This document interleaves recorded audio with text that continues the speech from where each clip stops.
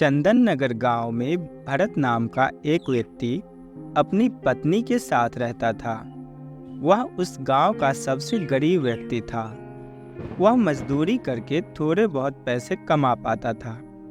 उसके पास ढंग का घर भी नहीं था। खाने को 2 समय खाना नहीं था और ना ही अच्छे अच्छे कपड़े थे। गांव वाले भरत और उसकी पत्नी की जरा भी इज्जत नहीं किया करते थे।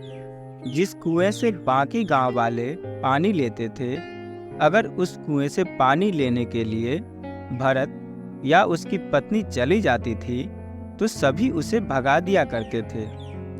एक दिन भरत की पत्नी बहुत उदास होकर बोली, हमारी क्या गलती है जो गांव वाले हमारे साथ बुरा बर्ताव करते हैं?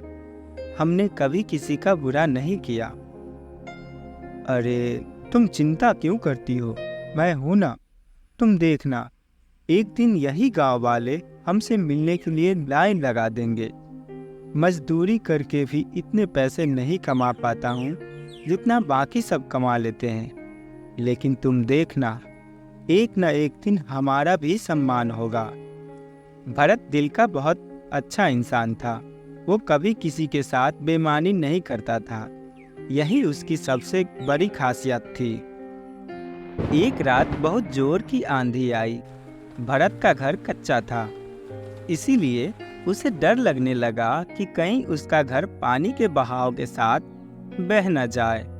भरत और उसकी पत्नी ने कुछ जरूरी सामान अपने हाथों में उठा लिए और पास ही अपने भाई के घर चलने लगे। भरत के भाई का घर पक्का था, इसलिए भरत ने सोचा कि जरूरी सामान उसके घर में रख देते हैं। भरत हाथ में सामान लेकर अपने भाई के घर तक आया। भरत के साथ साथ उसकी पत्नी भी आई। भाई, नीचे आ जाओ, कुछ जरूरी काम है। भरत का भाई नीचे आया और बोला, हाँ, क्या हुआ? इतनी बारिश में यहाँ क्यों आए हो? भाई, तुम्हें मेरे घर का हाल तो पता ही है। सारा सामान पानी के साथ बह न जाए, इसलिए मैं कुछ अपना ज़रूरी सामान तुम्हारे घर में रखना चाहता हूँ। क्या तुम्हारा सामान मेरे घर पे? नहीं नहीं, मेरी पत्नी मुझे बहुत डांटेगी। मैं नहीं रख सकता। तुम्हारा सामान तुम जाओ, अपने घर में ही रहो। भरत का भाई गुस्से में अपने घर के अंदर चला गया। भरत और उसकी पत्नी दुखी होकर वापस अपने घर आ गए। बारिश बहुत जोर से हो रही थी, इसलिए भरत और उसकी पत्नी सामान और घर की रखवाली करने के लिए पूरी रात जागते रहे। सुबह हुई। अब तक बारिश बंद हो चुकी थी। अब ऐसी बरसात की स्थिति में भरत को एक भी काम नहीं मिल पा रहा था। कुछ महीने इसी तरह गुजर गए। एक बार अमीर व्यक्तियों ने मिलकर उस गांव में एक सप्ताह मेला लगवाया। सभी अमीर व्यापारी अपने अपने गाड़ियों में गांव का मेला देखने के लिए आए। एक व्यापारी अपने गाड़ी से गांव तक आ गया। अचानक जोर जोर से बारिश होने लगी। उस व्यापारी की गाड़ी कीचड़ में फंस गई। उसने बहुत कोशिश की, लेकिन उसकी गाड़ी कीचड़ से बाहर नहीं निकल पा रही थी। बारिश बहुत तेज हो रही थी। गांव के कुछ लोग वहां से गुजर रहे थे, तो व्यापारी ने उसे मदद मांगी। इतनी बारिश में हम क्या मदद करेंगे? ऐसा कहकर वो लोग चले गए। लगातार बारिश हो रही थी। व्यापारी सभी को आवाज देकर बुला रहा था, पर सभी उसकी मदद करने से इनकार कर रहे थे। भरत सभी जगह से काम मांगकर निराश होकर घर लौट रहा था। बारिश बहुत तेज हो रही थी, इसलिए वो दौड़ता हुआ घर की ओर जा रहा था। तभी उसने देखा कि एक गाड़ी कीचड़ में फंसी हुई थी। उसे मुसीबत में देखकर भरत गाड़ी के पास आया और वो कीचड़ से गाड़ी निकालने में मदद करने लगा। गाड़ी के पहिए कीचड़ में अंदर तक धंस चुके थे। साहब, इसके पहिए कीचड़ में अंदर तक धंस चुके हैं। मैं बांस से इसका कीचड़ हटाता हूँ, आप गाड़ी निकालने की कोशिश करो। थोड़ी मशक्कत करने के बाद गाड़ी के पहिए कीचड़ से बाहर निकल गए। गाड़ी थोड़ी आगे तक गई। भरत उसे देख रहा था। तभी अचानक से गाड़ी रुक जाती है और उसमें से एक व्यक्ति निकलता है और रामू के पास जाता है।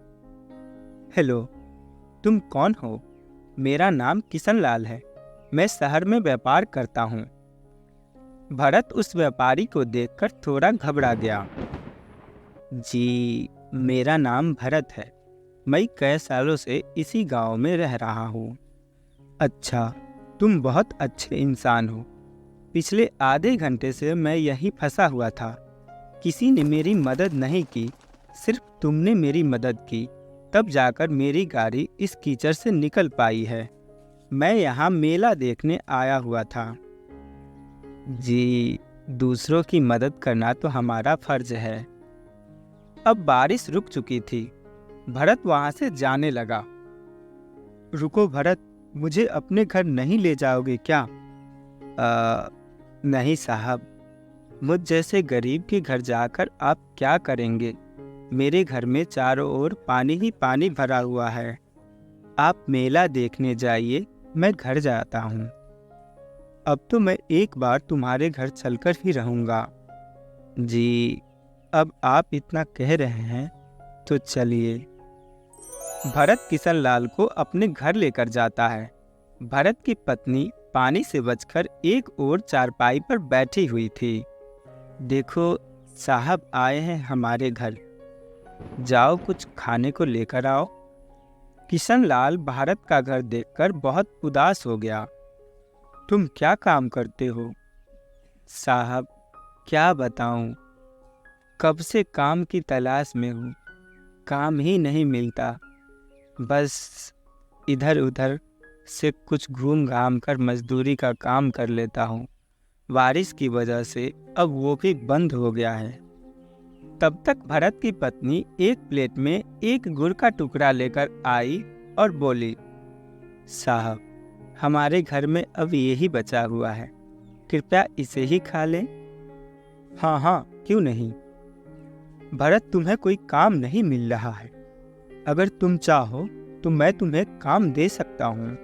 साहब, क्या सच में आप मुझे काम देंगे? शहर में मेरे पास बहुत काम होते हैं। सोच रहा था किसी ऐसे व्यक्ति को अपने पास रख लूं जो मेहनती और ईमानदार हो। तुम्हें देखकर ऐसा लगता है कि तुम में वो ये दोनों गुण हैं। साहब, कैसे काम करना होगा, कहाँ काम करना होगा, आप ये सब मुझे बता दीजिए। मैं आपके साथ काम करने के लिए तैयार हूँ। कोई ज़रूरत नहीं है इस घर में रहने की, और मैं तुम्हें कुछ दिन बाद लेने आऊँगा। तुम मेरे साथ शहर में काम करोगे और वहीं रहोगे। मैं तुम्हें नया घर दिलवा दूँगा। यह सुनकर भरत और उसकी पत्नी बहुत खुश हुए। भरत ने गांव में घूम घूम कर इस खुशखबरी को गांव वाले को बताया। गांव वाले को उसकी बात पर विश्वास नहीं हो रहा था। कुछ दिनों बाद किशन लाल अपनी गाड़ी लेकर गांव आया और भरत के घर के पास रुका। भरत, सारा सामान तैयार है ना? चलो चलते हैं। भरत और उसकी पत्नी सारा सामान लेकर किशन लाल की गाड़ी में बैठ गए। गाड़ी चल पड़ी। सभी गांव वालों का ध्यान उन्हीं लोगों पर था। किशन लाल भरत और उसकी पत्नी को शहर लेकर आ गया। उसके बाद उसने उन दोनों को रहने के लिए एक घर दे दिया। भरत सारे काम अच्छे से समझ गया था। अब वो किशन लाल के साथ काम करने लगा। भरत का घर बहुत ही सुंदर था और भरत अब पैसे भी अच्छे खासे कमा लेता था। धीरे धीरे करके सभी गांव वाले भरत और उसकी पत्नी से मिलने और उनकी घर को देखने के लिए शहर आने लगे। जिस भाई ने रामू के सामान को रखने से मना कर दिया था, अब वो रामू को भाई भाई कहते नहीं थकता था। रामू ने आखिर अपनी ईमानदारी और वफादारी से सब कुछ पा लिया जो उसे आज तक नहीं मिला था।